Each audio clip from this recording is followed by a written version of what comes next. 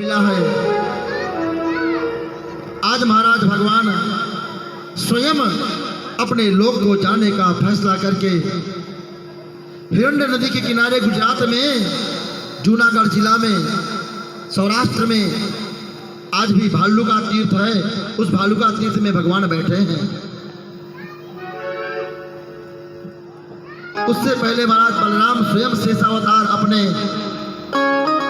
रूप में आकर के क्षीर सागर में चले गए।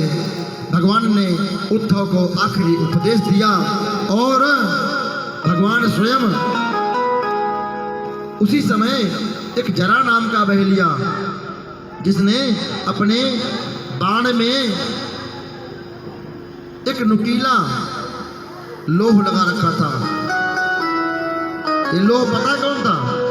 जब दुर्वासा ऋषि ने श्राप दिया ना जामवंती नंदन जाम्ब को कि जा, जो तुम मुझसे परिहास कर रहे हो कि भाभी जी के पेट में क्या है, मूसल होगा, तो सभी यदुवंशी बालक घबरा गए और उस मूसल को पीस पीस कर चूरा बना दिया महाराज, और सौराष्ट्र में समुद्र के तट पर फेंक दिए। उस मूसल से एरिका नाम की घास उग गई। उसी एरिका नाम के घास से सभी यदुवंशियों ने एक दूसरे को काट मार के खुद को नष्ट कर लिया। 2-4 यदुवंशी बचे महाराज। आज भगवान भी बहेलिए के उस तीर के लगने से सुधाम को चले गए। बोले भक्तवत्सल भगवान की जय।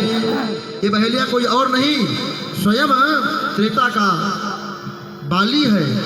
भगवान कभी किसी का उधार नहीं रखते। छिप करके भगवान ने बाली को मारा था।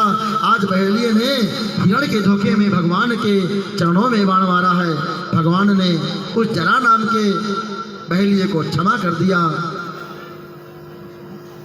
सुखदेव जी कहते हैं महाराज परीक्षित, अब भी तुम्हारे मन में कोई संदेह है क्या? तुम कुछ और पूछना चाहते हो? परीक्षित जी शांत हो गए। बोले प्रभु, अब मुझे कुछ भी मांगने की जरूरत नहीं है।